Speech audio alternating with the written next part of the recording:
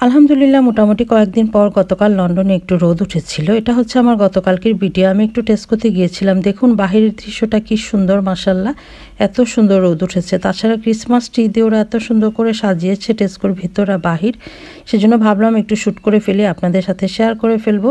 দেখুন ক্রিসমাসের জন্য ওরা প্রত্যেকটা শপের মধ্যেই কিন্তু এভাবেই সাজায়। পুরো লন্ডন শহরটাকে আস্তে আস্তে ওরা সাজিয়ে ফেলবে। আমি একটু গিয়েছিলাম টেস্কোতে আর কি শপিং করার জন্য। মোটামুটি অনেক দিন পর আমি গিয়েছি।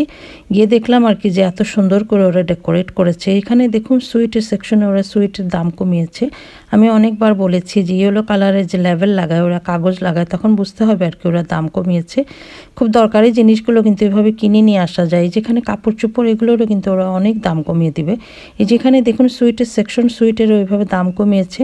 একটু দূর থেকে শ্যুট করেছে কারণ এত বেশি ভিড় ছিল। শাকসবজি, ভেজিটেবল প্রত্যেকটা জিনিসের কিন্তু ওরা দাম কমিয়ে দিয়েছে। কেমন লেগেছে ভিডিওটা বলবেন। আল্লাহ হাফেজ।